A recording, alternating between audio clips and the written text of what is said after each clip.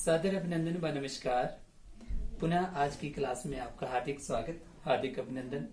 आज मैं बताने जा रहा हूँ आपको परशुराम के बारे में, ठीक है? हाँ जी। भगवान परशुराम जी के बारे में। कल आपको छुट्टी है, आपको ये पता होना चाहिए कि कल आपको छुट्टी किस चीज क्यों के? है, ठीक है? हाँ जी। किस लिए छुट्टी, ठीक है ना? कल आपको छुट्टी इसलिए, कल भगवान परशुराम जी का जन्मदिन है। इस उपलक्ष्य में कल हमारे को छुट्टी है, ठीक है? भगवान परशुराम ना भगवान विष्णु के छठे अवतार थे, ठीक है? हमारे यहाँ पर देवता है ना, कौन देवता है बेटे? जमलू देवता, ठीक है? जमलू देवता को ही क्या बोला जाता है? जमदग्नि ऋषि बोला जाता है।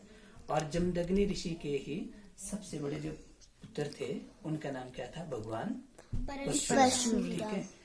भगवान परशुराम 4 भाई थे, ठीक है? और इनकी माता का नाम माता रेणुका, पिताजी का नाम जमदग्नि ऋषि, ठीक है? अब कौन हुए परशुराम जी के पिताजी? कौन हुए? जमदग्नि, ठीक है? और परशुराम जी के माता कौन हुए?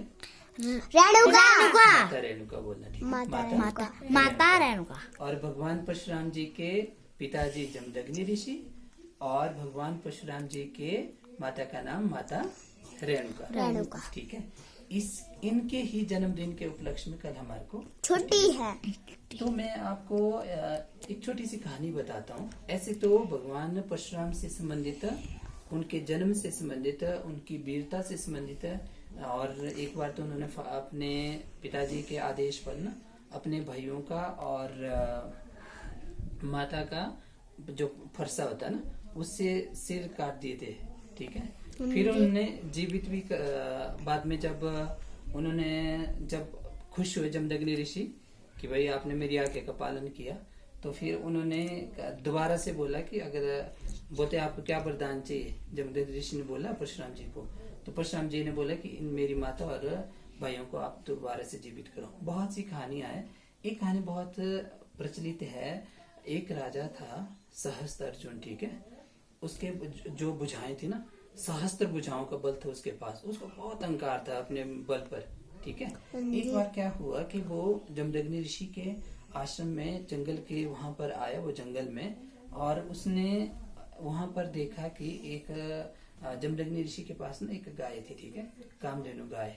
वो हर प्रकार के, जैसे आप इच्छा करोगे ना, तो वैसे ही वो खाने के जितने भी आपको इच्छा होगी, जैसे प्रकार का, तो वो खाना मिल जाता था उनसे, ठीक है? कामधेनु गाय से। वो उन गाय को, कामधेनु गाय को अपने राज्य ले गया, ठीक है? जब परशुराम आया तो उन्होंने देखा कि उसने बलपूर्वक ले गया उसको, गाय को, ठीक है? और उसने माता रेणुका के साथ और ऋषि जमदग्नि के साथ अभद्र व्यवहार भी किया, ठीक है? और तो उसने वहां जाकर उसको युद्ध के लिए ललकारा, ठीक है? और जमदग्नि ऋषि ने तो हालांकि नाराज थे उनसे कि रहने दो, जो राजा है तो कोई बात नहीं, उसने अगर अपराध किया तो कोई बात नहीं, लेकिन भगवान परशुराम ने माने, ठीक है? और उन सहस्त्र अर्जुन के बीच में और भगवान परशुराम के बीच में युद्ध हुआ, और उस युद्ध में भगवान परशुराम ने सहस्त्र अर्जुन को हरा दिया, ठीक है?